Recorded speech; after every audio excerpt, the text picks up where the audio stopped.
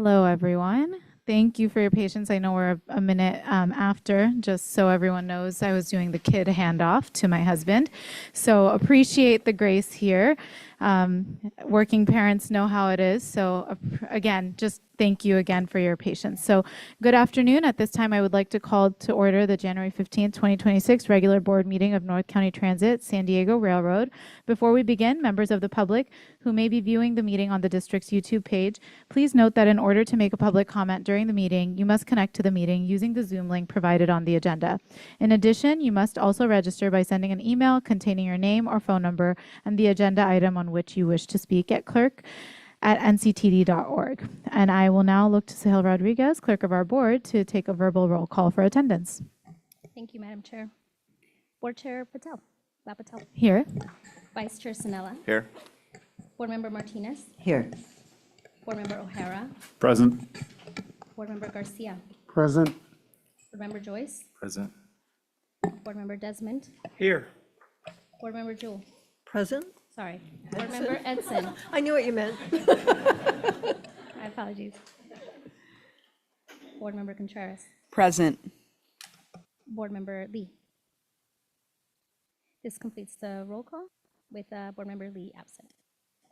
Great, thank you. And I will ask Board Member Desmond, would you please lead us in the Pledge of Allegiance?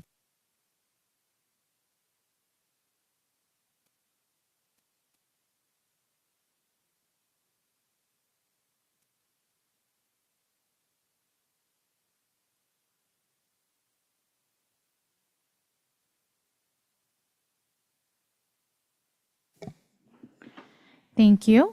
Sohail will now provide a safety brief and review evacuation procedures. In case of an emergency, I will dial 911. In case of an evacuation, please take the stairs, do not use the elevator. Once cleared of the building, please do not re-enter unless cleared to do so by emergency personnel. There are fire extinguishers and first aid kits on each floor of the building. There is a portable defibrillator on the first and third floor, and staff on hand trained on CPR procedures if is needed. This concludes my safety brief. Great, thank you. And I'm going to check in to see if there are any changes to the agenda. No, Madam Chair. Great, thanks. Do we have any general public comment today? We do. We did have 2 general public comments that were received prior to the board meeting, and those were sent to the board members earlier. And we do have 3 in-person public speakers today. I will call them in the order that they've submitted their submission. John Mosher, you can please step up to the podium and turn on your mic.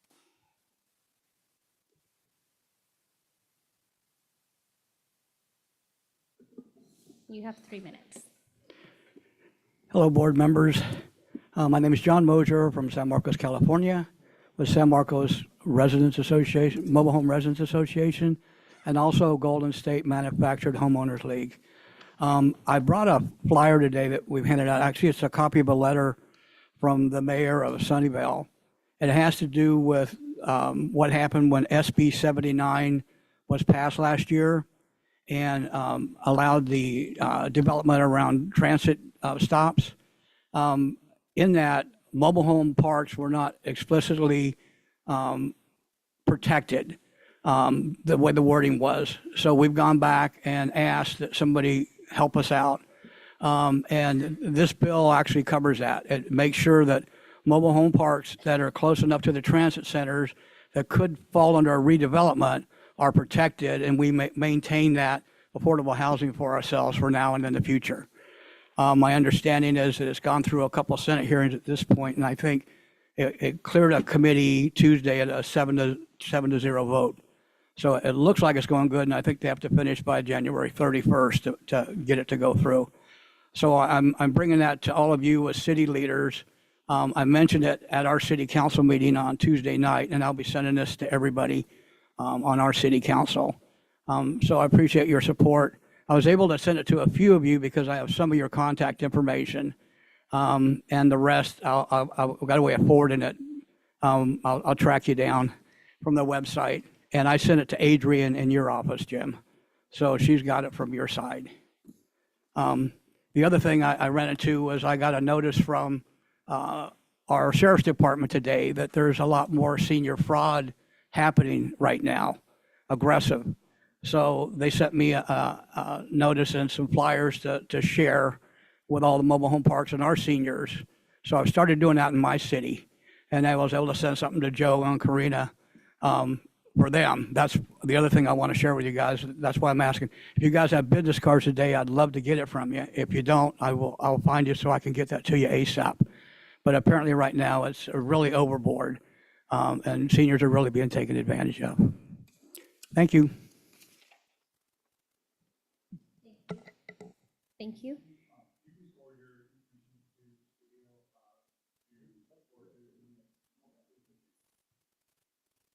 Thank you. Our next speaker is Janet Rogers. Ms. Rogers, you have 3 minutes. Good afternoon. I'm Janet Rogers with the Train Coalition at Santa Fe Depot. We haven't been to a board meeting for several years, but I felt it was time to reconnect. We're really concerned about the new coaster schedule making trains dwell downtown for an hour at a time. This increases noise and air pollution for thousands of residents in the high-rise concrete canyon of Santa Fe Depot. We believe the train should wait at Oceanside.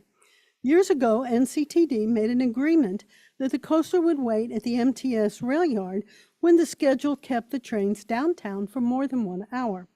Several years ago, your schedule changed, so the dwell times were reduced to either 23 or 43 minutes. That was a step in the right direction. Unfortunately, in October, your new schedule expanded dwell times for 8 trains to 1 hour and 3 minutes. The coalition's position is that the coaster schedule has a minimum of 10 minutes dwell time in downtown. The coaster's time downtown should be just long enough to unload, load, and leave like any other station. Your staff does a great job cleaning the cars as they go. Since the coaster is based in Oceanside, that is where the next train should wait. I don't see anything in the G-Corps requiring the coaster to stay any longer downtown. Commuters don't have luggage and there aren't baggage cars like Amtrak has, so people move quickly. Making the trains dwell downtown San Diego instead of at the Oceanside Transit Center is a scheduling choice. Even then, we know the coaster can stay as short as 23 minutes downtown, which we think is longer than necessary. We respectfully request that the long coaster dwell times are at the Oceanside Transit Center instead of downtown San Diego. Thank you. Thank you. Our last speaker is Paul Herstein.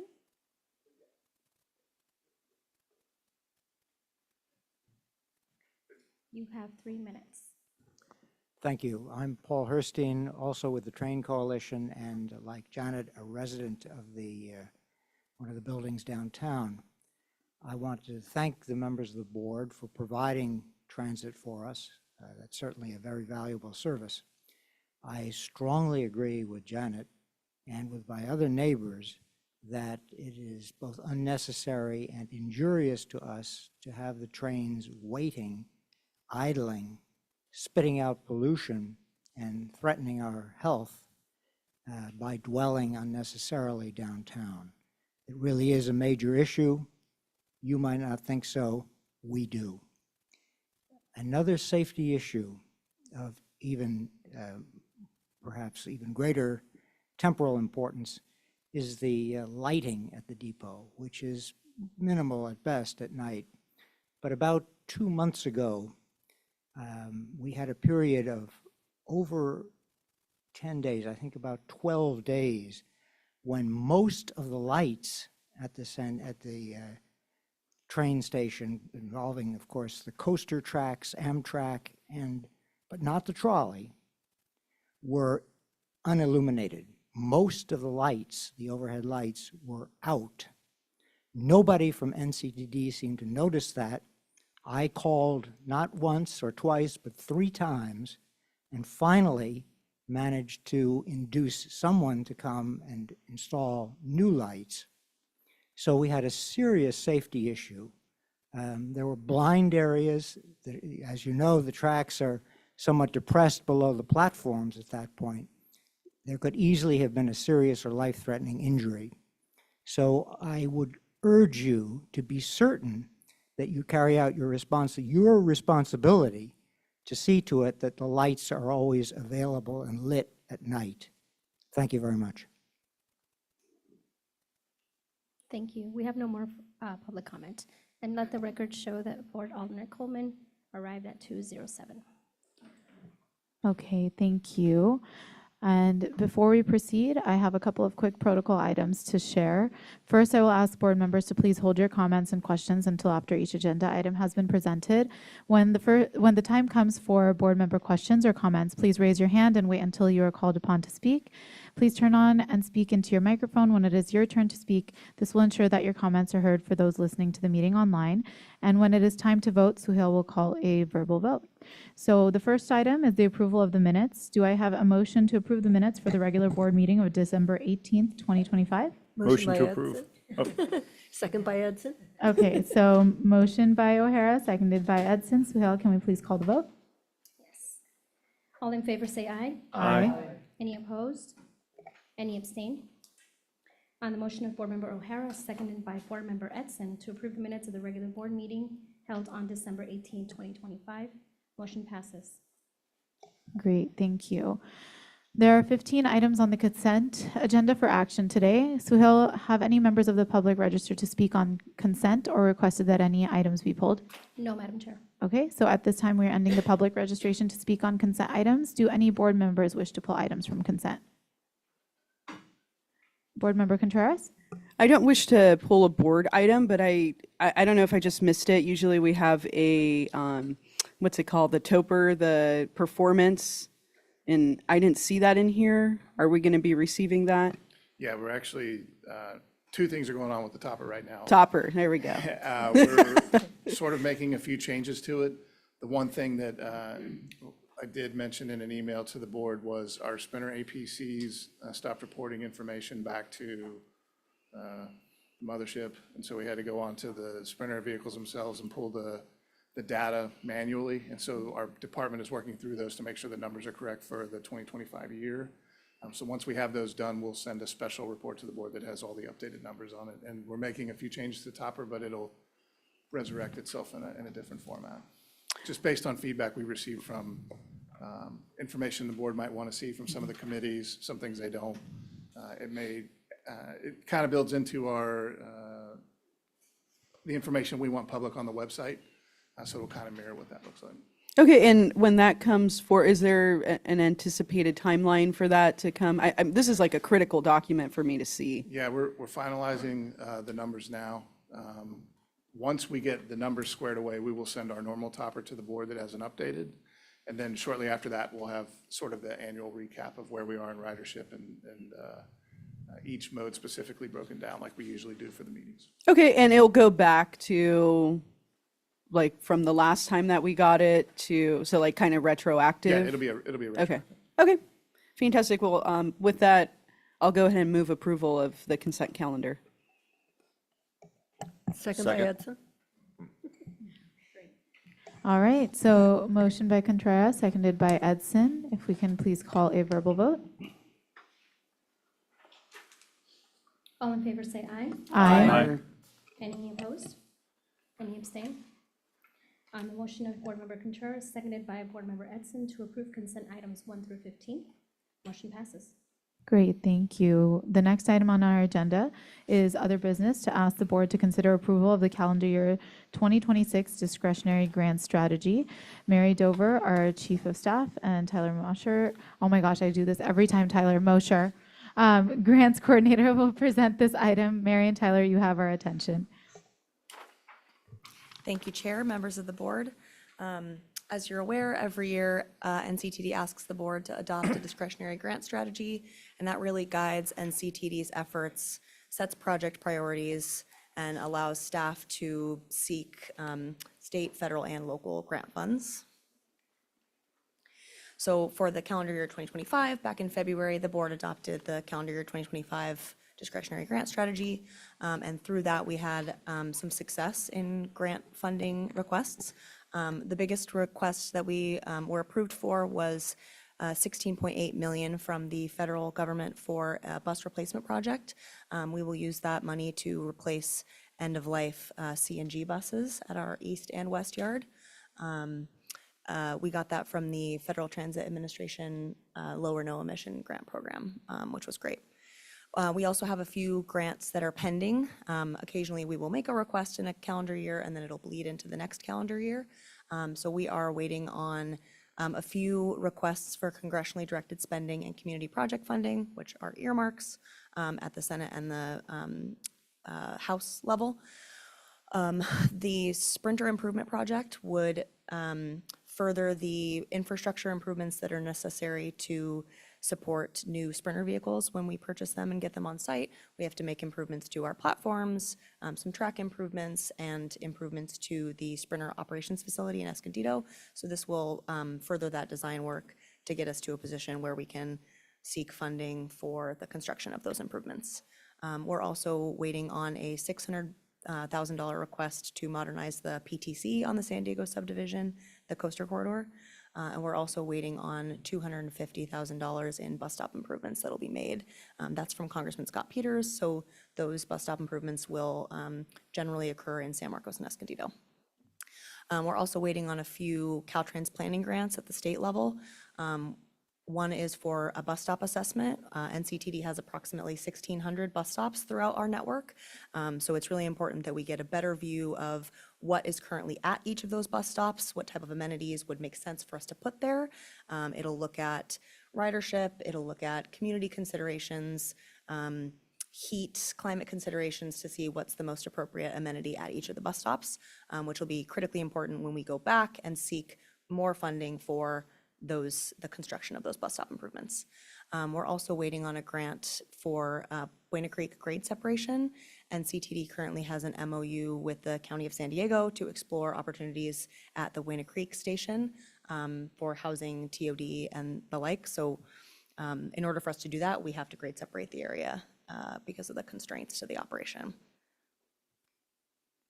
So when NCTD staff is developing the discretionary grant strategy, we're looking at a multitude of different considerations.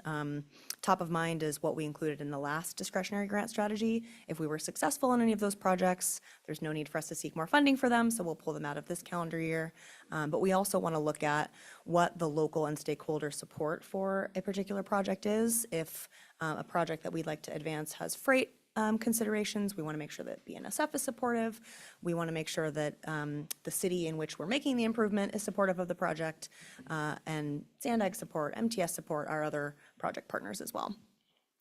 We also are looking at what grant programs are currently available and requesting project submittals to distribute funding, and then we'll look at what the objectives of those programs are and where our projects might fall. We know that unfortunately, the Sprinter is not eligible for a lot of the FRA grant programs, so we use this document to look at what other types of grants we can go after for the Sprinter. There are rail programs, there are bus programs, so we want to make sure that the projects that we are intending to seek funding for match what is out there to get funding from. We also want to make sure that the projects that we include in this document are aligned with our strategic goals and the strategic goals of the jurisdictions in which we operate. And then we're looking at project status. A lot of the grant programs, projects compete better when they are shovel-ready, especially at the federal and state level. They would like to be able to give funding, have shovels in the ground, and have the project reasonably start construction within an appropriate timeline. So now I'll pass it off to Tyler to talk about the projects that we've included in the discretionary grant strategy. Thanks, Mary. Good afternoon, members of the board. As Mary mentioned, I'm going to go over some of the projects that we've included in discretionary grant strategy this year. Here in this table, you can see the 4 high priority projects that we've included. That includes the Sprinter Fleet Replacement Project, Sprinter Corridor Service Improvement Project, the Eastbrook to Shell Double Track Project in the city of Oceanside, and Sereno to Miramar Double Track Phase 2, which is in the city of San Diego. These projects are selected as the highest priority because they meet some of those categories that Mary was just talking about. They're ready for implementation. They may have local match funding already committed to the project. And additionally, they're major priorities for NCTD. So for the Sprinter fleet replacement project, this includes the complete overhaul of the existing Sprinter fleet, as well as improvements to the Sprinter Operations Facility, or SOF, and platform modifications at existing Sprinter stations. As many of you know, the Sprinter currently operates with Siemens DeZero diesel multiple units, which are one of a kind and are nearing the end of their useful life. Procuring parts to maintain these vehicles is increasingly difficult and creates a strain on the service that we're able to provide to the community. So we've identified a few programs that we think are good for this project, including California's Transit and Intercity Rail Capital Program, which the Sprinter Corridor is eligible for. Additionally, the US DOT's BUILD program is another program that we're targeting, and currently we're working on a BUILD application. This is requesting funding for preliminary engineering and environmental clearance for the expansion of the SOF, as well as platform modifications at Sprinter stations. Related to the Sprinter fleet replacement is the Corridor Service Improvement Project. So this project includes the replacement and upgrade of near obsolete railroad signals, crossing equipment, and related railroad infrastructure. Following the completion of the signal upgrades, NCTD will begin the design and construction of 4 separate phases of double tracking along the Sprinter corridor. For this project, we've secured $30.8 million, and this includes funding for preliminary engineering and environmental review of the eastern segment of the Sprinter corridor, as well as the beginnings of the modernization of the signaling system. Potential programs that we've identified for future funding include the FRA's CRISI program, the BUILD program, as well as California's TIRCP program. Moving on to the- Before you keep going, do you mind elaborating on what each of those acronyms are? Sure. Thank you. Yeah. So CRISI is the Consolidated Rail Infrastructure and Safety Improvements Program. It's a major federal rail competitive grant program that comes out about once a year. BUILD, that's better utilizing investments to leverage development. That is a US DOT program. And then TRCP is Transit and Intercity Rail Capital Program from the state of California.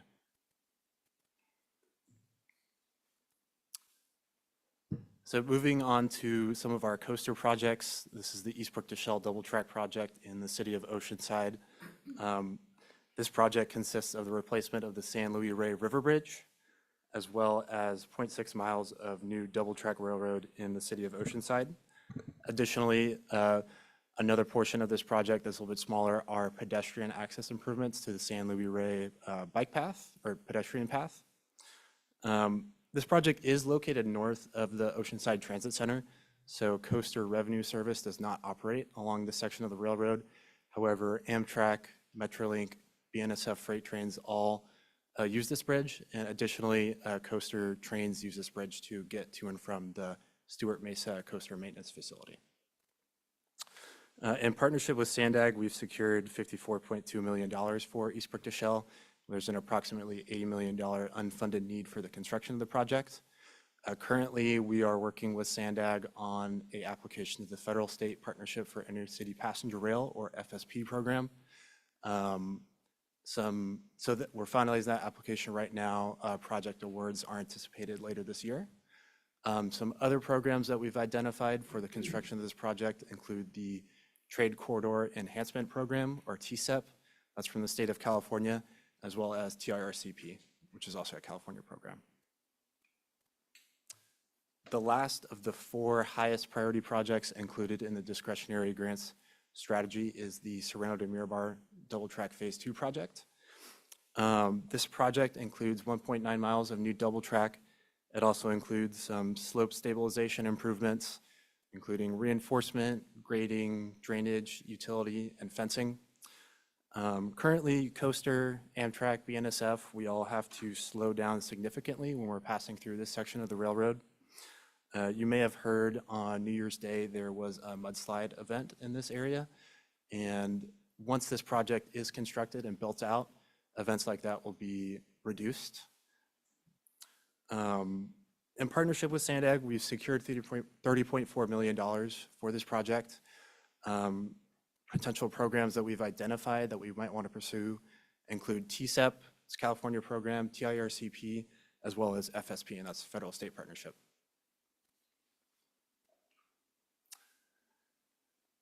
NCTD also includes projects for advancement in our discretionary grant strategy. These include projects that may not be ready for implementation right away, or they may be planning studies rather than major construction projects. So grade separation, as we've talked about, is a major priority for NCTD. In November, we actually submitted a Caltrans planning grant application to study grade separation at the Buena Creek Sprinter Station. The other priority project for advancement that we've included in the discretionary grant strategy is the CP Songs Double Track and Bridge Replacement Project. This project includes the replacement of bridges and 1.5 miles of double track at a critical bottleneck in the Low Sand Rail Corridor in Camp Pendleton. One thing I'll say about the CP Songs Double Track project is that it was identified in NCTD's and BNSF's freight pathing study, so it's also priority for BNSF as well.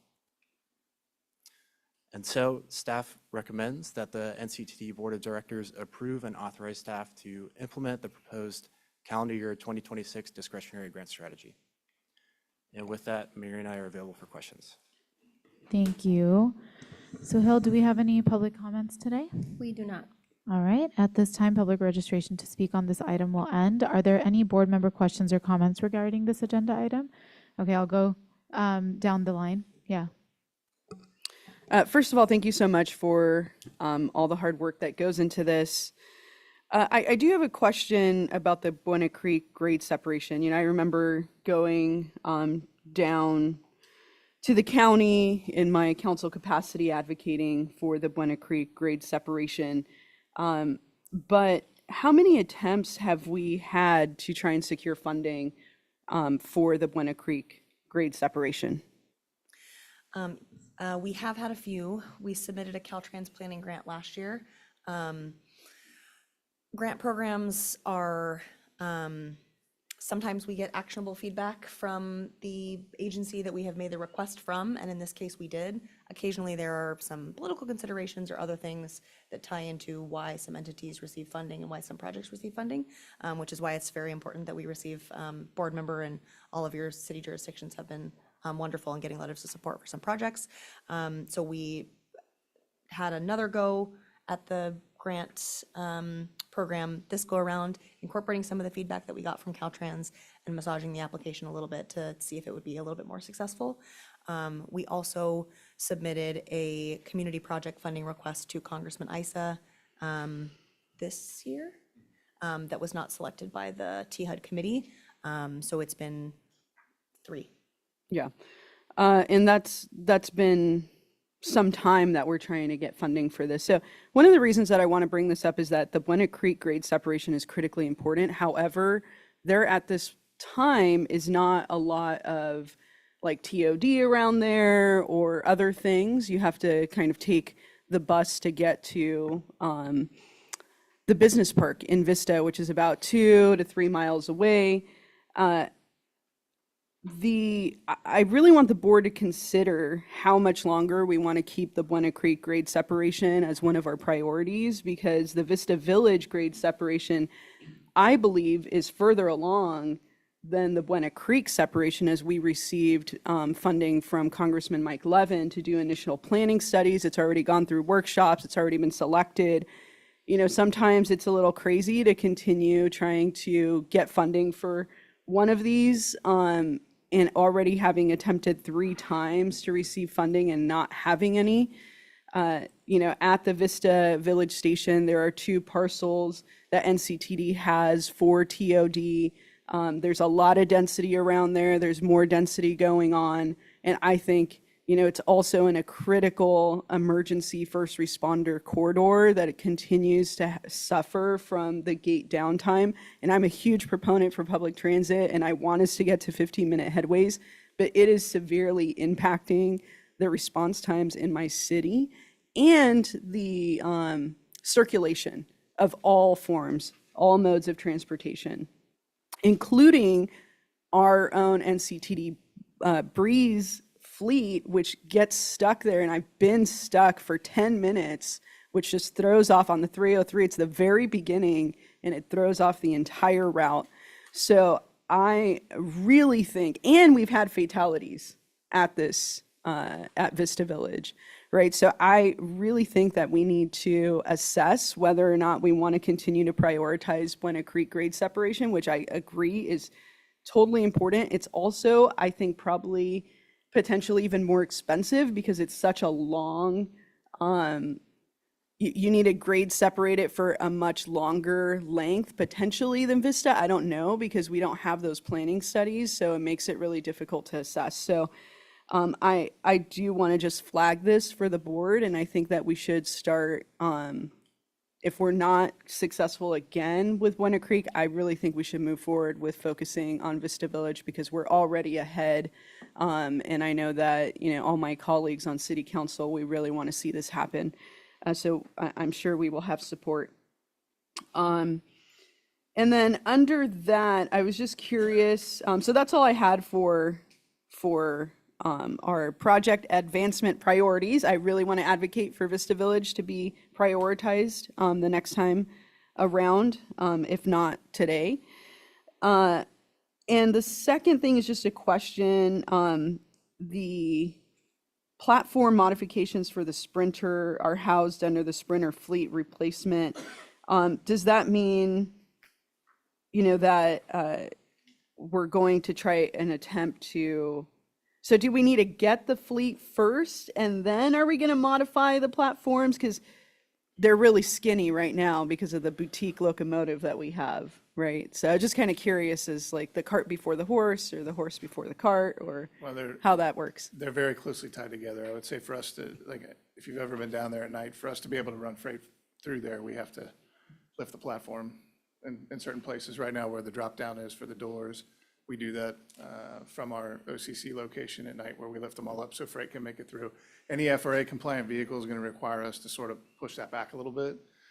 So until we know what vehicle type it is that we want, it likely won't be a bi-level, but if we do a single stage FRA compliant vehicle, there's actually a couple interesting points about that. We'll have to fix the platforms in terms of where the door space is, but we actually have two, for some reason, we have two stations that are in a curve.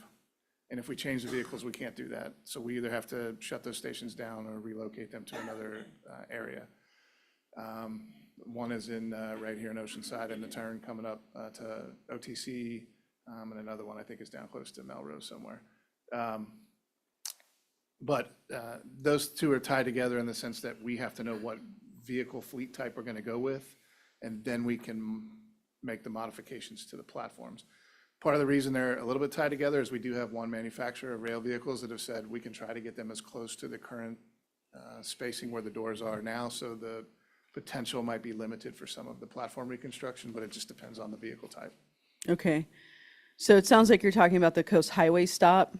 Yeah. Maybe, okay, the one right before OTC, and then Coast the, Highway stop is in the curve. In fact, Yeah, when you it's- pull it, if it's you watch dead the on a TO, Can't curve. see, Yeah. see around the back of the train. okay. Yeah, that's interesting, and just to see, I don't know if there's like visual ways to keep the board, you know, there's so much information that we get, Yeah. but just like even understanding some of those critical components that, Yeah, actually, are can you gonna go back to that require picture of the Sprinter strategy. platform? So,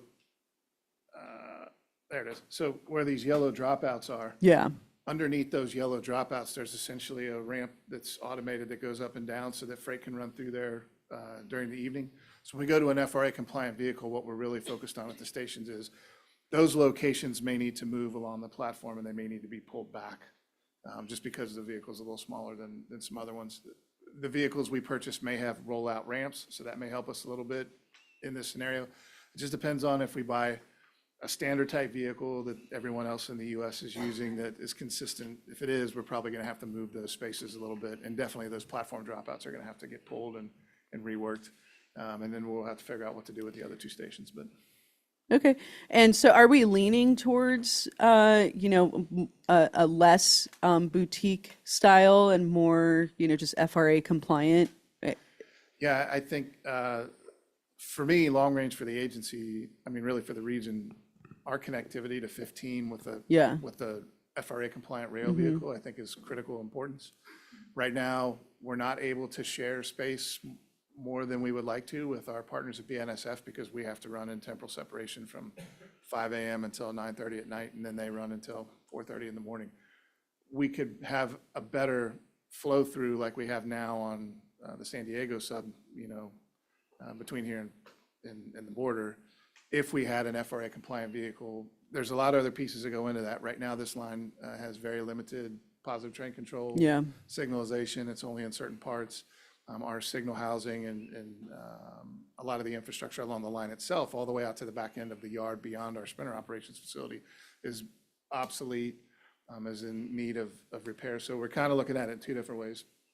Sprinter fleet replacement with an FRA compliant vehicle and the modification to the platforms. And then the second part of that is making the line itself fully PTC compliant in case there was ever another need for additional passenger runs along that corridor.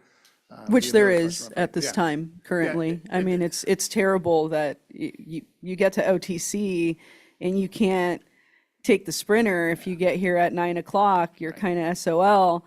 And then I got to take, the 303 or a different bus, and it takes like 3 to 4 times longer. Yeah. Yeah. So, okay, fantastic. Well, I just kind of wanted to probe a little bit. And, if the board did want to prioritize the Vista Village grade separation, what is the process like to do that? Is it at this meeting? Is it at a future meeting? Does it need to go to a different committee?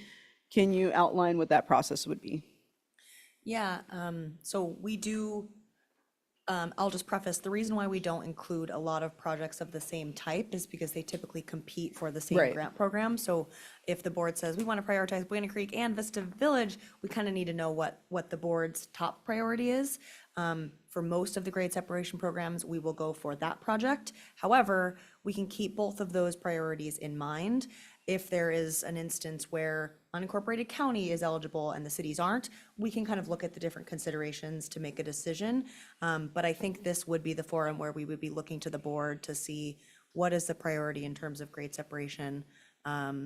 If the board would like to adopt the discretionary grant strategy as it is now, the Buena Creek would be the top priority, knowing that we would be working with the city of Vista on trying to find some other grant programs. Or a motion, I think, could be made to change it to have Vista Village or any other grade separation project be the priority. And I would note, just for information purposes, somebody must have been watching our last board meeting because we got a call about Buena Creek development almost the next day. Somebody reached out to us via email, was asking about, is it in the TOD zone? Does it qualify? Kind of just some general information about development along that corridor. And I think where they want to build is slightly outside of the TOD range, but I thought it was interesting that we got that call right after we talked about that last month. But I don't think I disagree with your assessment that at what point in time do we shift to another priority? I do think Buena Creek, and I don't think you're saying it's not. I think we all agree it is definitely a huge priority. I'm surprised we haven't gotten the planning money for that yet. It's been a little disappointing. I mean, we've really worked hard to put a good package together, and I think between the city of Vista and the county, I just don't understand how we have this partnership, that wants this thing to Right. kind of move forward, and that's been a little bit of a struggle for us to manage. Right. Okay. Yeah. And then there's other issues with the Buena Creek area because there's a flood zone. And so like development will be restricted unless there's like a 65, it's probably like now $95 million to redo that area, which the county has not moved forward on, which just makes it more difficult for TOD. But, I won't add it to the motion, but I did want to flag it. And if other members of the board want to consider putting the Vista Village station as a priority, I mean, we can have that discussion right now out in the open. If it doesn't seem like the board has appetite for that, I would like to have on the agenda in, the near future, sometime this year, hopefully in the next few months, a discussion where we do look at prioritizing Vista Village and we have the data showing, right, the number of fatalities, where we are on the planning side, where we need to go, because we need to have a deeper engineering plan, which is going to be, several million, but I think that that project can continue to move forward. And I'm just really sad that Buena Creek hasn't gotten anything, so it's already behind. Okay, well, thank you so much. Board Member Edson. Yes, thank you. Thank you, council member and direct, are you council member or deputy mayor? No. What are you? Okay. I don't know what anyone is, when the years shift, but, and director, Contreras, about bringing up that matter. I'm much more familiar with the coastal run than I am with the sprinter run. So it's really good to sit in these meetings and hear from those who actually experience them on a day-to-day basis. I can tell you all what's all going on the coastal line, but not there. So thanks for sharing that.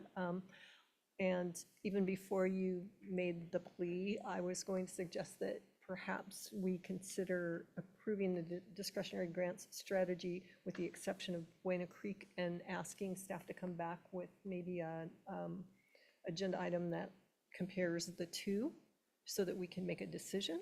But I will leave that up to the rest of the directors to decide whether that's something they want to do, and also for staff's input into whether that is actually something that's feasible.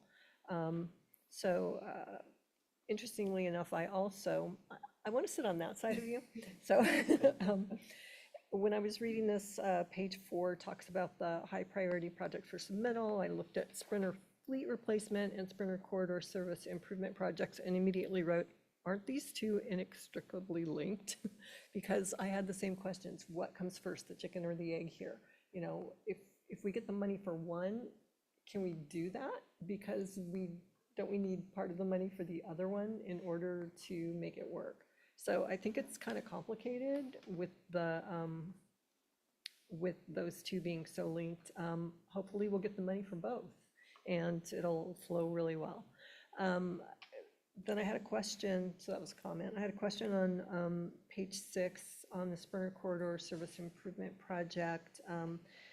There's a matrix here and it shows that we've funded, or we're partially funded on certain projects, the first two that are on the matrix.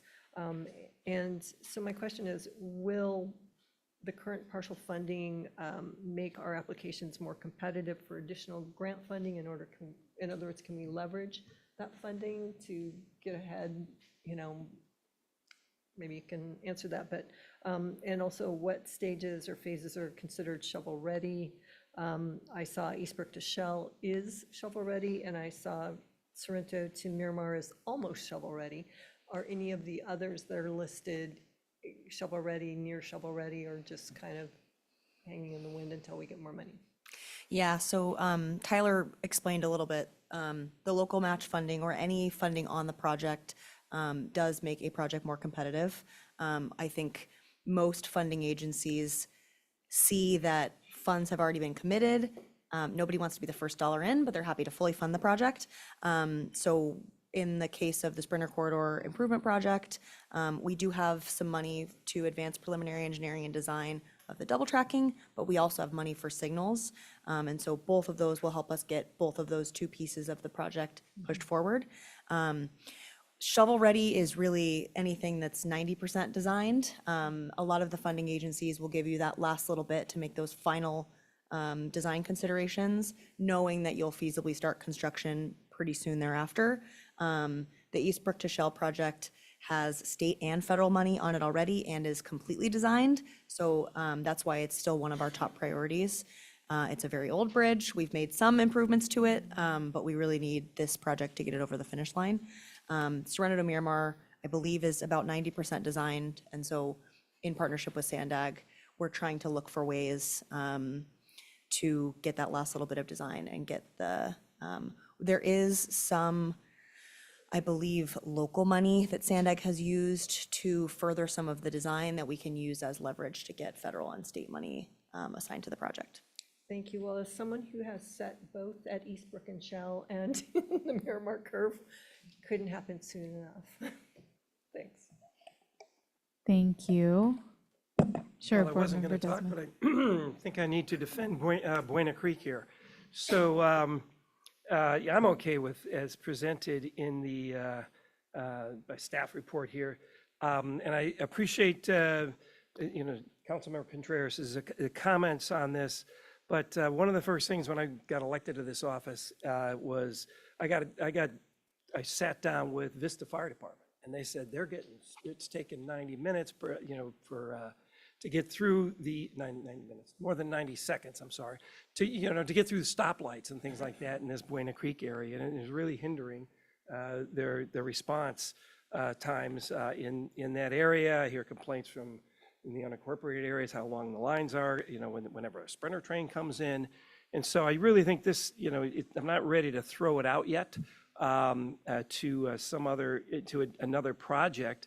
And it's kind of the chicken or the egg, until we get the infrastructure in place, then the TOD and then the, transit-oriented development can come into place. And so it's, you got to have one or the other. So I'm not quite ready to give that up. And as far as Vista Village, I don't know if that would be the best project if we were to give up Buena Creek. Is that the best one to go to? I'd rather have staff come to us and say, instead of us telling from the dais, here's the project we want to happen next. It's like, well, what is the most worthy, or what's the next highest priority, and things like that, as opposed to us, picking them out of the air or picking them from different regions. I think that's what I would like to see. So I'm happy with the way this is being presented, and I'll make a motion to approve item 16 as is. Great, thank you. I'm going to just go back to Board Alternate Coleman, and then I'll come back this way. Thank you. I'll make it quick and just say for the Sorrento to Miramar double track, I think we've sent letters of support before on it. Happy to do it again. Exciting that it's at 90% design, almost shovel ready. Just want to make a request on behalf of our office that when you continue to apply for grants with Sandag as your partner, you just send us a notice so that we're aware of those things. Thanks. Great, thank you. Coming back down, and I'm just going down the line. So, okay, I'm going to go all the way down so everyone gets a chance, and then, Board Member Joyce. Coming back for seconds. Thank you for the presentation. Can you talk a little bit about the Caltrans bus stop assessment grant? Is it, when you say pending, where is it in the process? It's been awarded, it hasn't been, the money hasn't arrived? Like, where are we at in that process? No, we submitted the application and are waiting for Caltrans to make a determination on whether we've received the funding or not. Okay, and do you know if we've had letters of support from all of our local state representatives? Yeah, do you know? We have gotten some letters of support. I'd have to get back to you on who sent them. Sandag supported the project, I do know that. A few others sent in letters of support as well. Okay. All right, I just think that's a really important one, and again, a lot of us are going to be doing those same trips at the same time, so it'd be great to have the same message coming out about these projects. Can you explain why Section D was funded on the Sprinter line as opposed to the A through C? It has a 12 point some million in funding. Yeah, so occasionally we want to put forth whichever phase of the project we think will have the best chance of receiving. So phase D is, it doesn't necessarily mean it's fourth, it just means it's the portion in Easternmost section. Escondido. Yeah. So I believe in this case, there were some areas of persistent poverty, there were some other areas that we felt would make the application more successful in the grant program. So we look at each grant program and we determine what are the considerations, what do we think is going to have us push forward. We put that under the Biden administration, and so that was the Justice 40 initiative, that was all of those different considerations. So we chose that section first, just to start the preliminary engineering and environmental, but we will go back and depending on what administration is in office, what are the priorities of of each grant program, will determine which section It also depends on which member of Congress is representing those areas and is willing to support the project and put it forward. So we look at all of those things when we're submitting for particular phases. Okay, great answer.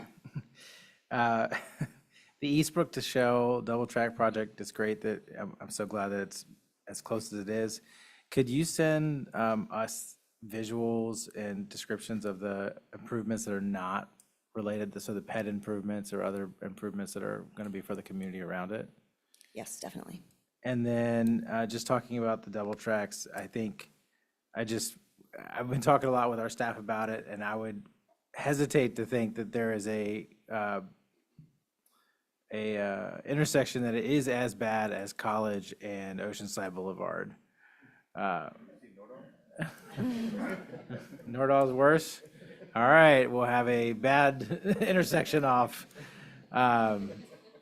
It's a sad, sad trophy to win. But yeah, I think if we're gonna start moving things around, we should have comprehensive conversations about why we're prioritizing which project. And I think it's a good conversation to have. I'm not sure we're prepared to have it today. So thank you. And if I can just talk a little bit about, so we have the Buena Creek in there right now because right now it's the only MOU that we have with the jurisdiction to seek funding for. So that's why it's in the discretionary grant strategy now. We're starting the process with the City of Vista, and any of city staff that would like to establish a similar MOU, we'd be happy to do so. When we're looking at which intersection is the worst, we're looking at a lot of different things: pedestrian traffic, vehicular traffic, how many trains pass through the area, how many buses pass through the area, and unfortunately, if there are fatalities at the area as well. So we are looking at all of these different things. We have started the process with Sandag, and I believe an appendix to the regional plan that was just passed has, a prioritization, for a lack of better word. They have some of those vehicular pedestrian numbers. So I will confirm that it is in fact an appendix, and if so, I will circulate to the board. If it's still in development, once it's completed, I'll make sure that the board gets that information as well. Great, thank you. Board Member Garcia, do you have anything? Just a couple of things. I agree with my colleague here that we're probably not ready to have a discussion regarding Buena Creek versus Vista Village, but I think it should come back so we can have a discussion regarding that. I'm excited to hear about the bus stops with some focus on Escondido. We have been waiting about the timeline I got by email from NCTD. This was before I was on NCTD. Was like 5 years. Oh, first year we're going to do this. Next year we're going to do this. Next year we're going to do this year, and then finally we'll have some money.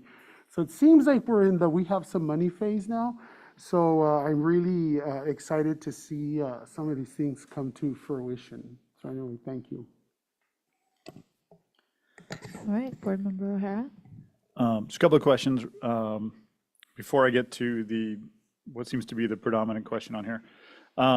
Regarding the buses and the replacement funds and the assessment. First off, with the bus replacement, does that include the number there? This is more question clarification. The addition of the hydrogen buses, or is that a separate number? Yeah, we received funding from the same grant program, I believe 2 years ago, for hydrogen buses. So the hydrogen buses are not included in this. We're planning to replace existing CNG buses with more CNG buses. And then on the bus stop assessment, it's not the hot button today apparently, but I know I've heard Councilmember Garcia, Councilmember Joyce, Supervisor Desmond, and Councilmember Contreras talk before about challenges and concerns about bus stops, which is very reasonable. I'm curious, as we assess them, we're constantly up for changing routes for different things. And is there a level of minimum investment that we look at? Do we have parameters that is a standard type of bus stop, a permanent bus stop? For example, a bus stop at a train station probably isn't going anywhere soon. Maybe there's a higher level of standard. A bus stop in my neighborhood may not be there in 2 years because no one takes the bus, or everyone takes the bus. We need a better one. Is there something like that involved in that assessment? Yeah, so we certainly look at our core routes, the 302, the 303, 304 in Encinitas, that are relatively fixed, not meaning that we're never going to make changes to them, but they typically have our highest ridership, and they typically are good candidates for larger scale amenities, shelters, certainly benches, lighting, all of those things. But we also want to look at the routes where there isn't a lot of infrastructure in the area or the frequency is low, because we recognize that the people that do ride those routes might be waiting for longer. There aren't other things nearby for them to kill the time while they're waiting for the bus. So it's a holistic assessment. We look at the street considerations. If there is no ADA accessibility, we have some bus stops in areas where there's no sidewalk. So this assessment will look at, number one, we want to get a picture of what we have out there. 1,600 bus stops is a lot to manage. And then that will help us create a framework for what those priorities are and where, with the limited resources that we have, where we focus as funding comes in, the construction or implementation of those amenities. Yeah, and I would just piggyback off of what Mary said. Managing a bus stop is far more expensive than it used to be. The 1,600 bus stops in our systems, I would say several hundred of them were put in at a time where we had no requirements, so we would just run out in front of somebody's house and drop a sign on a pole. And I can give you, just from my own time in the business, I can tell you that back in the day, we would go out to put a shelter into a stop. So we would send our facilities folks out, and with a couple of bags of Quikrete, and we would just build an ADA platform. We can't do that anymore. Now we have CEQA requirements, we have NEPA requirements. So what was a $5,000 bus stop turned into a $30,000 bus stop. And so when we go back and reevaluate those, we're very careful to figure out how we touch that bus stop, because the second we decide to make an improvement on it, we have to bring it up to code. And so somebody who had a bus stop in front of their house and they love it every day, and now maybe they want an ADA pad. Well, if we go and reassess that, what we'll find is there probably shouldn't be a stop there at all. Now we have a different type of customer issue. So we're just very careful, I think, and I think our bus stop manager, she does a great job of, categorizing what they are, what are the top priorities. In fact, we just did a pretty robust move in Fallbrook a few months back to try to fix some of those that had been neglected for years. We've had a few along Vista that are bus stops that were across the street from places that didn't really have good access. There were safety issues. And that's a tough place for us, because we had people who were essentially running across a 4-lane highway to try to catch a bus. The stop really probably shouldn't have been there. It should have been a near block, a quarter mile up the road. But they were folks that lived in an aging community. So, we just try to be very careful when we get into bus stop improvements, because it can lead to a whole lot of other things that are far more expensive than they used to be back in the day. Perfect. And then I also wanted to thank staff for a really good look at a plan that it's an elephant, right? And you're giving us a 30,000-foot view of an elephant. And so appreciate you giving them very digestible pieces that we could kind of dive into without it being, we could take all day here, right? It would take all week here, really, if we dove into this. So thank you for a great report. Really happy to see the double tracking Eastbrook and Shell. I can't believe it's not double tracked already, and I'm glad to see that going forward. I think it's going to be a great asset. Yep. And just to kind of fall back on this concept of talking about Buena Creek and Vista Village, I think from what I understand, most of these projects with the FRA require us to be done a certain deadline, and we try to get to a certain point of completion before we start kicking projects around. And I rely on staff to know which projects are the closest to be there. And so I look forward to them bringing it forward to us. So I don't think we have enough information in front of us to go beyond the discussion of what's on this piece of paper in front of us, as opposed to adding or editing. It's more of a yes or no in this case. That said, I think we've heard from that aspect. There's Buena Creek, Vista Village. We heard Nordahl and College and the issues, and I think we have to be really careful. We get into this. We all have things in our city we'd like to have looked at and maybe included on this list. So I think we can't necessarily say it's this project or this project, especially with limited information. So I do think in the future, I would support the idea of looking at something like a CIP project list that we could go over and developing a list of future projects that's beyond this list. And we have a great starter on this report here already in the funding status report. But something like that where we're constantly keeping tabs on trying to move things up that ladder, maybe grade them, would be really beneficial. I would definitely support you in that. And I think we could put a project like Vista Village on that, as well as other projects I hear around this table. So I'm going to support the motion on the floor, and I appreciate everybody's conversation on this. Thank you, Board Member O'Hara. And I think Mr. Donaghy wanted to say Yeah. something really quick. I think what may be helpful for us, and I think in this case, we have the MOU with Vista related to Buena Creek, and it is, no matter where it falls into the equation, we know it's something that we want to continue to push forward on. I think while we're trying to evaluate some of those things, the course of action we may want to add into the plan today is that we as an agency will engage the city of Vista to see what an MOU looks like on Vista Village, and then we can really put a list together of, I mean, we have it, we just need to sort of put some parameters around it to bring to the board of what really are those priority ones. I would say in Vista Village case, that's not something that's new to the group. We've had a lot of conversations about Buena Creek and Vista Village. There are equal parts to both that are problematic to the movement of vehicles around the area. So, you know, if the board is amenable to that, I think that would probably be the best course of action, is us to engage the city of Vista to work on an MOU of what a Vista Village grade separation looks like. That way we can continue to try to hopefully get that planning study money for Buena Creek. And then once we have that, we can move into some of our other priorities. Okay, great. Thank you. Board Member Martinez. Hi, just a couple of quick things. So thank you very much for the information on bus stops. I thought that was kind of an easy fix because I've seen some issues, and you know, we all want people to be safe and shaded and comfortable, but that brings a whole lot of other potential issues. But assessing that and doing what we can is important to me as well. I'm wondering at some point in all your free time, if you could have some criteria to look at the different intersections for assessment.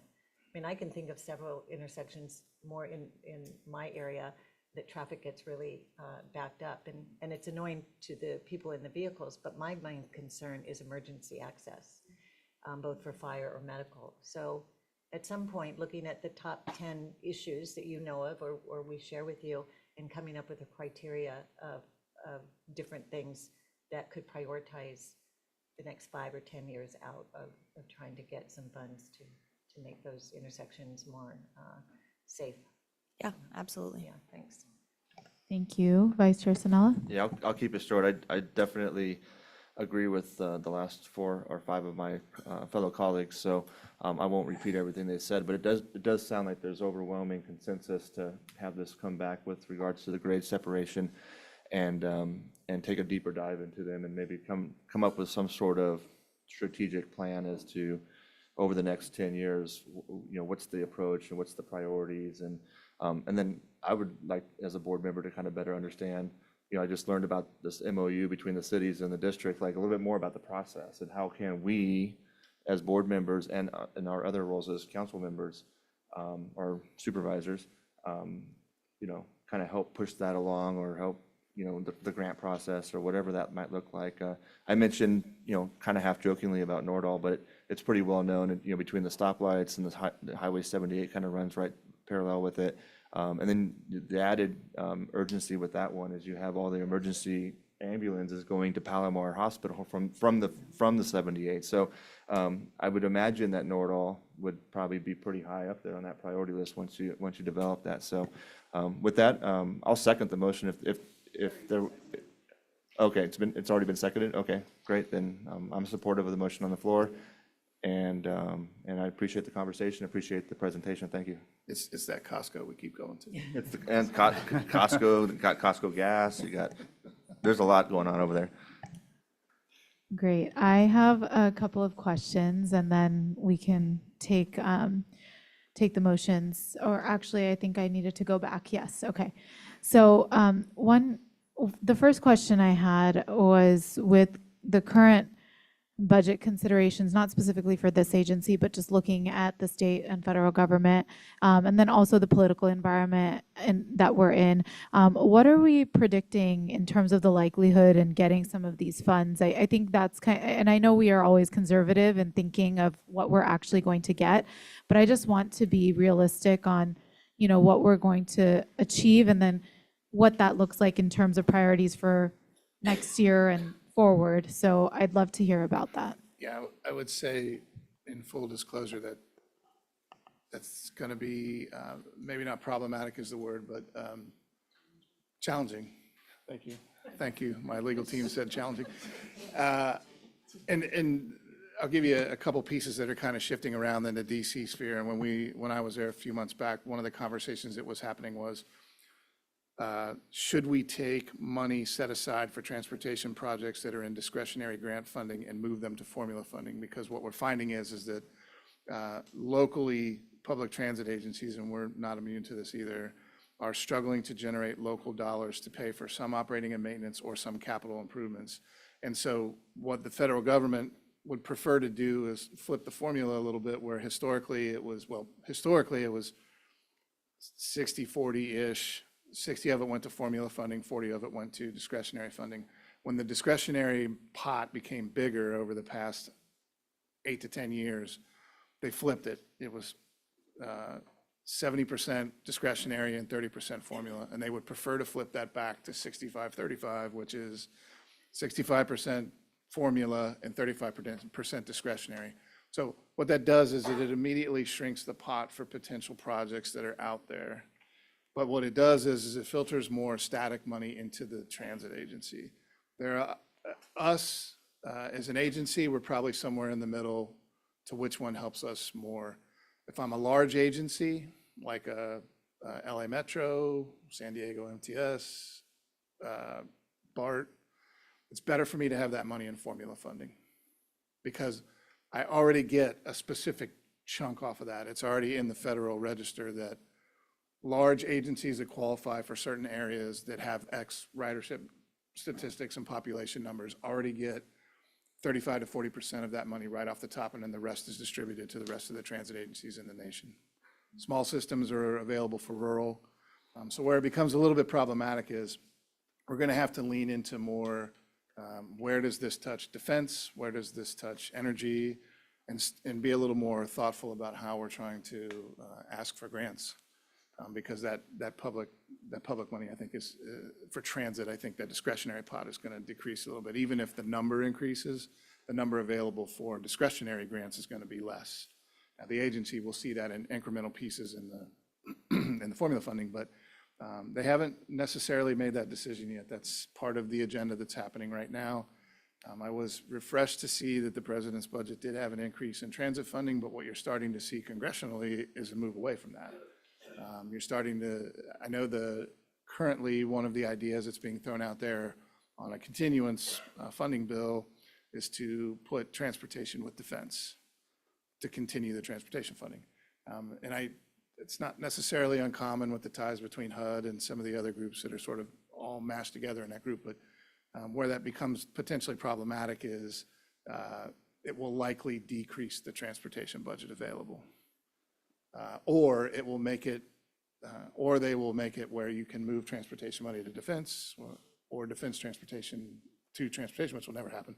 But so I think we need to just be careful when we see that. The numbers may look the same, but how they're sort of allocated is a lot different. And I think, to your question, the short answer to the long answer is yes, there is a potential impact, because historically we would have put in for these and we probably would have scored really well for some of, especially for our shovel-ready stuff. The two things that are going to be problematic for us giving those money shift scenarios, and you have to throw the state into that now, is a lot of times we use state money for local match if we can. If it's a grant strategy that will allow us to use the local match to the federal, so we owe 30 or 40% on top of, depending on the project, when we're shovel-ready. So if the state doesn't have those funds available that we can use as local match, we locally don't have the money to put toward that project, just based on our current desire to continue operations. So I think it's kind of all of those things in one piece. And I know Mary and Tyler, they're just every day trying to figure out what the new plan is between DC and Sacramento. And I think they've done a good job of that, but we do have some challenges, legal set challenges in front of us. So thank you. Thank you. Yeah, my other question was about how we're moving our chess pieces to be strategic about where to apply, and you just answered that. So I appreciate you thinking about what my next question was. While you were talking, though, the other thing that I just wanted to confirm, and I'm guessing this is more of a yes or no, is that based on what you were sharing with regards to the formula discretionary funding, it seems like that connects to the legislative strategy of asking for more flexibility with regards to the funding for the operations and maintenance. Yeah, and in fact, one of the things that we've asked the federal government to do, one of our federal agendas at our national association has really been to be able to use federal funding to manage safety and security. Right now, our contract with the San Diego Sheriff's Office is tied up in our SB 125 money, which is an okay use for that. But if we could federalize our security contracts and our safety, our San Diego Sheriff's Office contract, that frees up more local money for us to keep in reserves so that we can continue core services or use them as local match towards some of these shovel-ready projects if we get the money right away. I think the thing regionally, and we're not poking at anybody here, I think collectively, the three agencies in San Diego have to do a better job of making sure that these projects get off the mark the second that they're funded. I think we've struggled with that, and there's been a combination of reasons why. It could be legal reasons for areas affected. It could be CEQA and NEPA. It could be Coastal Commission. It could be a myriad of a million different things. But we as a region have to get better at the second that those get approved, we're not adding cost to it by delaying it 2 years and 3 years. We got to get right out the jump and start moving. And some of that is legislative changes. Some of that is, I think, what we're seeing from the federal level, which is maybe a rework of how we manage our environmental process. So I think that's kind of the key to keep those things moving in real time. Thank you. And I just, I don't have any other questions, but I just want to make a couple of comments. First, just a thank you to both of you. I don't know, I'm assuming many of us up here have done grants before, whether in our own personal capacity in work or otherwise, and it is so hard to write a grant application. I know I've done it years ago personally, and gosh, hats off to both of you for doing that and for securing millions. Yeah. Well, and to you too, Mary, because I know in the past you have definitely gotten us so much money. And thank you, Tyler, for continuing that streak, because it is so much work. It takes so much effort. And then for us to be recognized and then receive that money is a huge deal. So just thank you, even in this environment, to be able to get that money. I just want to say, kudos to our team. We clearly have the best. So just thank you on that front. And then other than that, I know I have to go back around. So anything else, Board Alternate Coleman? Okay, and then Board Member Contreras. Awesome. Well, I love to be thought-provoking, and it looks like we're looking at this very dynamically now. And like I said, I'm not looking to kick Buena Creek grade separation off because I know it's important. And, in the past, Vice Chair Sinella, you weren't here, but the two stations that I have elevated, you can roll back the tapes, is actually Nordall and Vista Village in particular because of the emergency response.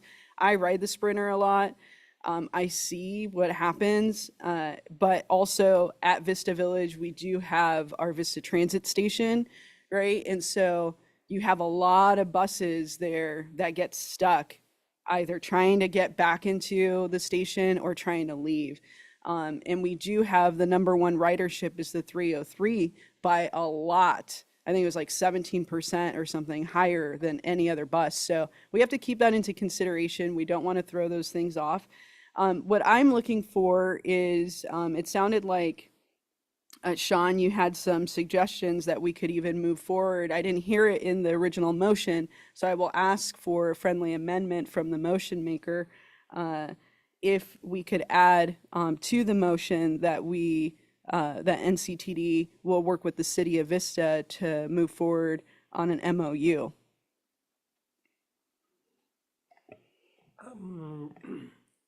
I don't have a problem with that.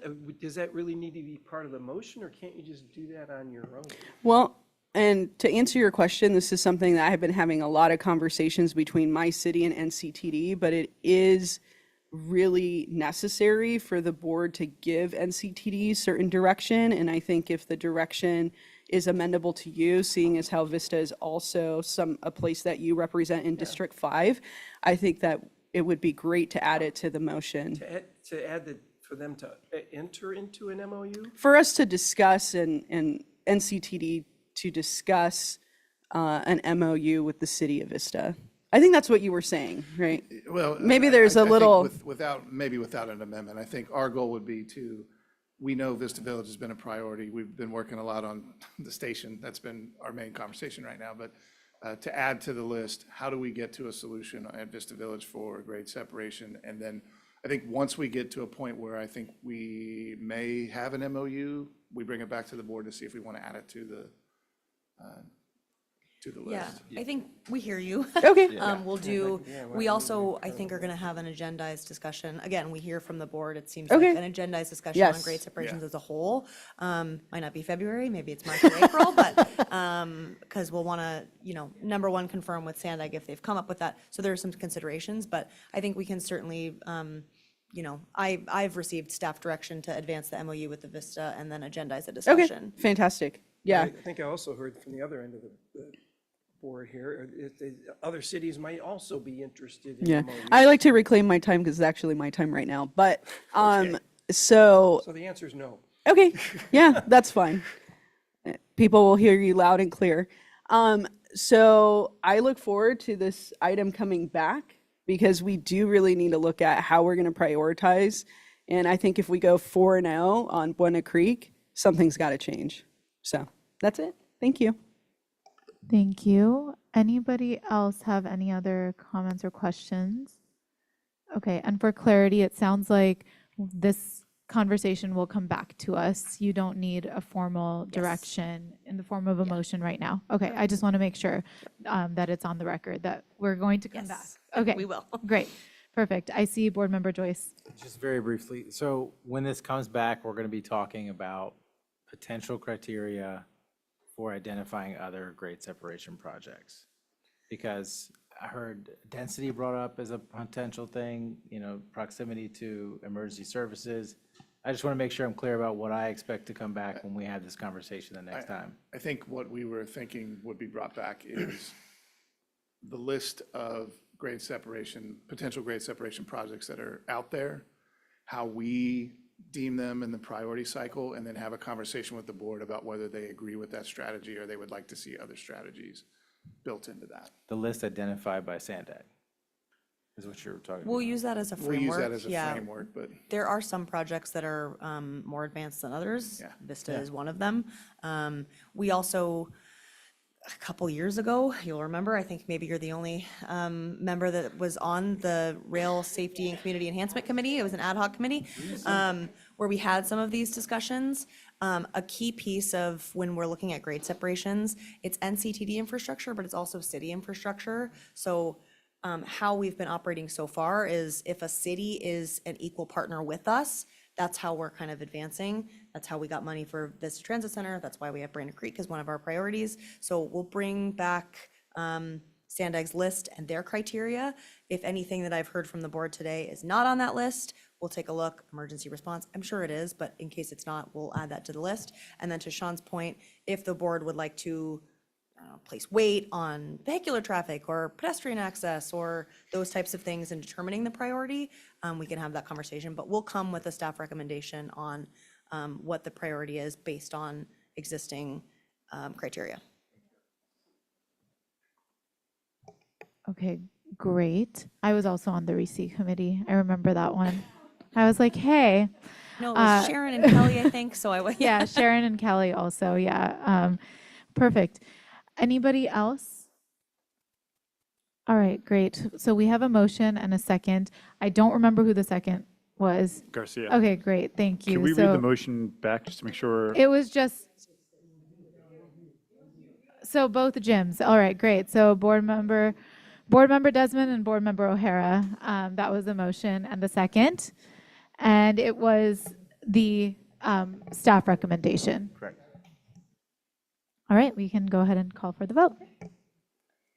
All in favor say aye. Aye. Aye. Aye. Any opposed? Any abstain?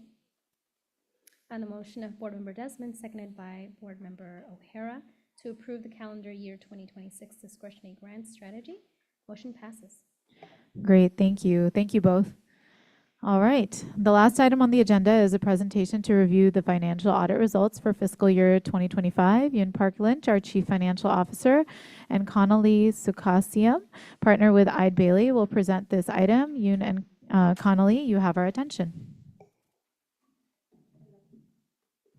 Good afternoon, board members. Every year, NCDD undergoes a financial audit of its financial statements as well as its compliance with the federal funding that the district receives.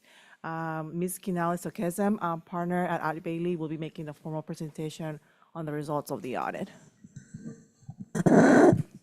Good afternoon. Can you guys hear me? All right, good afternoon, and thank you for having me participate in this meeting. My name is Kinali Sukasam, and I'm with Audit Bailey. We've completed our audit of the fiscal year 2025 financial statement audit and also the single audit. And I just wanted to briefly go through what our responsibilities were and also to discuss the results of the audit. So as far as the scope of the audit, we were hired to provide an opinion on NCTD's financial statements and also to conduct the single audit, which is a compliance audit of NCTD's federal expenditures. As part of the audit, we considered NCTD's internal controls and designed our audit procedures to gain reasonable but not absolute assurance over the financial statements.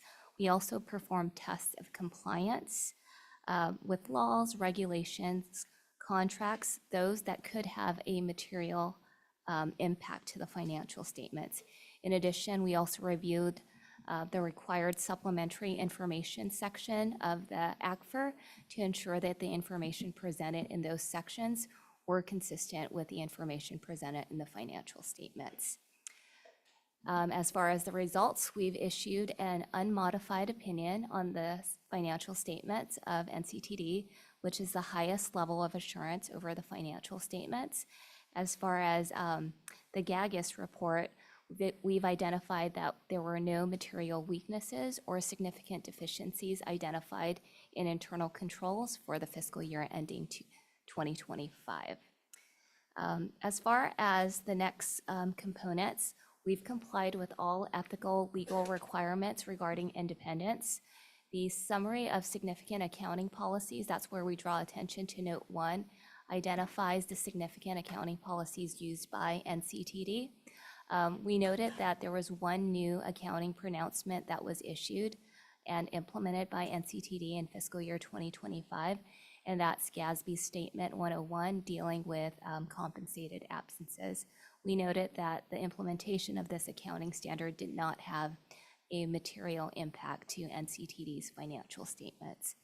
As far as our significant risk identified, we've identified management override of internal control, revenue recognition, estimates related to the pension amounts reported in the financial statements, and also estimates related to the other post-employment benefit amounts.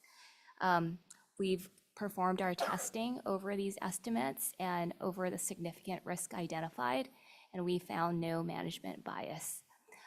We also wanted to draw attention to sensitive estimates and disclosures in NCTD's financial statements, and that deals with the pension liability reported in Note 13, the OPEB liability reported in Note 14, and also disclosures related to NCTD's interest swap in Note 7.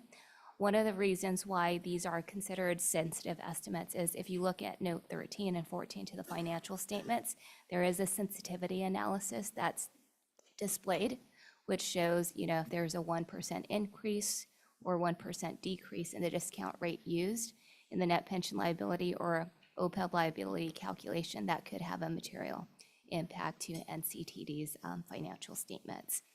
As far as corrected and uncorrected misstatements, we did identify one uncorrected misstatements to the financial statements, and that deals with the GASB 31 adjustment, the fair market value adjustment at June 30th. We determined that by NCTD not posting this adjustment, there was no material impact to the financial statements. You'll also see in the auditor's opinion that there was an emphasis of matter disclosed, and that was only to draw attention to the disclosure of the new accounting pronouncement that was implemented in fiscal year 2025 by NCTD.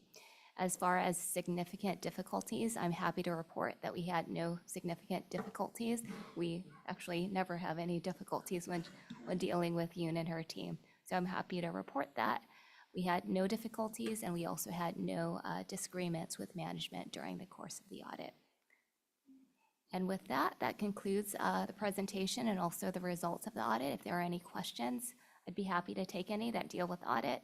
And Yoon would be happy to take any dealing with the financial statements. Great, thank you so much. I'm going to first look for any public comments that we may have today. We have none. All right, at this time, public registration to speak on this item will end. Are there any board member questions or comments? Board Member Desmond. Well, thanks for the presentation, and thanks to our staff and Sean and the team for a job well done and another great audit. Appreciate it. Great, thank you. Anybody else? All right, I'll echo the sentiments as well. Thank you so much. And looks like we did a great job as an agency, and I know it's under the leadership of Yoon, so thank you. And thank you so much for being here. And with that, I'll go ahead and move on because I don't think there's a vote required for this item. This was informational, so thank you so much again for the presentation. Now we'll move on to the Chief Executive Officer report. Mr. Donaghy, do you have anything to report? Thank you, Madam Chair, members of the board. First of all, I want to say congratulations to the reelection of our chair and vice chair. Thank you for that, and congratulations on another year to serve as chair and vice chair. Excited for that. Just as an FYI, we were asked, I think MTS and NCTD both were asked about our thoughts regarding fare evasion by a local news agency. And I did do an interview last week regarding fare evasion and was very blunt about sort of the struggles surrounding fare evasion, what that means to the agency, and just things in real time that we're trying to address as we move through those. I know we're going to bring that conversation to the board as well when we have conversations about what the new fare structure may look like that they're going through the public input process on. So just want to give you a heads up on that in case you saw it. I wanted to give a shout out to our maintenance of way team.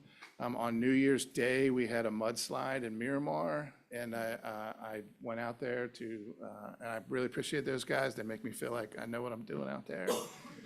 So I appreciate the group, but within a matter of hours, they had that entire mudslide cleaned up and had dug out some space to come in that night and put in K-rail to sort of divert some of the mud if we had an additional rain on Saturday beyond Thursday. And I just really wanted to give those folks a shout out. That, you know, we had a skeleton crew on New Year's Day, and they grabbed all the heavy equipment, went out there, and I think we had trains back and running within 4 to 5 hours. So, you know, pretty impressive to watch in real time how those folks operate, and was glad to be out there to see that. Thanks again for the human trafficking proclamation. You know, that's a serious issue. Every agency I've been at has been fairly close to a border. I think here specifically we have a lot of training that we put in place for our employees, but this sort of builds off of that. And we've got a lot of folks from our rail team and bus operations team and Lori and safety who have put a lot of energy and effort into making that program what it is. And so we're excited to really be a part of that and hopefully make some real have some real impacts on the devastating effects of what that is, not regionally, but really nationally. So we're going to continue to do that. We had an all-work window this past weekend. Went out on Sunday to, again, see how everybody was doing. I got to tell you, it was impressive to watch within about a 40-hour period. We were literally cutting concrete, pulling up asphalt, changing the rail out, welding the rail back in, and then asphalting the space back down, mainly at Leucadia and Encinitas Boulevard, but we did a little work in Del Mar this weekend too. Got another work window coming up, but I always want to make sure they get recognized for that. I mean, they were out, it was pretty hot on Sunday, and we were laying asphalt all day, and I could tell they just really wanted to get that down and get out of there, but they did a great job. Update on the illegal train trespassing piece. I'm pretty sure you saw the video circulating of people surfing the coaster. I mean, it's tough to explain in real time, like what people are thinking when they're doing that stuff. We had a report a couple months ago of a couple guys that did it actually on the 101 bus while they were coming through by Torrey Pines there down to UTC. I'm not sure why people think that's a thing. I will note that we did find those two individuals. They have been arrested. You know, social media is great when you want to put stuff out there. It's also great when we're looking for you. So good news, we found you. But those individuals are they've had charges pressed against them. And, you know, anytime we see something like that, we are actively looking to get video and press charges against those individuals. That is not okay. The last thing I had today is just sort of an issue that we had where we have our non-domiciled employees had their CDLs revoked. We had a little bit of a, I don't want to say a disagreement, but the state of California extended to March 6th, and the DOT came right back in behind them and said, we did not grant you an extension to March 6th. The deadline is January 6th. We immediately have acted on the DOT's report because we get money from the federal government on that. So our operators who are affected have been pulled out of service. We are keeping them, we've signed an MOU with our union to find them other work for a very determined period of time and to see if they can get their non-domicile status fixed and get their CDL reinstated. If they cannot after that period, we will move on from that. One of the things that we have done to try to mitigate any potential service issues that would be out in the system, since it was pretty immediate to us, was we got a new run cut today that we are sending over to our union. So when they pick their runs, hopefully there's the least amount of impact to some of our folks. That probably will increase our overtime expenditure a little bit just to try to figure that out in the short term, but we're working through some of those items. But I wanted to get that out there just in case anybody's reaching out to your offices or asking for assistance on how to manage those things. If they do, send them back our way. We're doing everything that we can from an agency standpoint, but the reality is it's largely on the employee to try to figure out how they're going to manage that status. And then once they do that, we can get them back in the system for their CDLs. And that is all I had today, unless anybody had any questions for me. All right, thank you, Mr. Donaghy. And any board member reports? I'm seeing Mr. O'Hara. I just wanted to follow up on the CEO's comments and give a shout out and a thank you to your staff, to Brian Helms and his staff for coming out to Leucadia this weekend. It's hard to close anything down on the coast on a sunny weekend, and you guys did an amazing job getting things done on time, getting the tracks open and closed. And while there's obviously traffic on a weekend, conduct was professional, and it was really grateful city thanks you.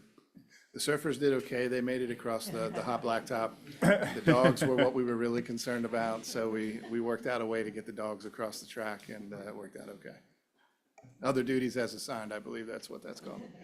Thank you. Board Member Edson. Yes, I just wanted to, in case anyone hasn't heard the news, LoSAN has a 13th round trip that they've reinstituted between LA and Santa Fe Depot.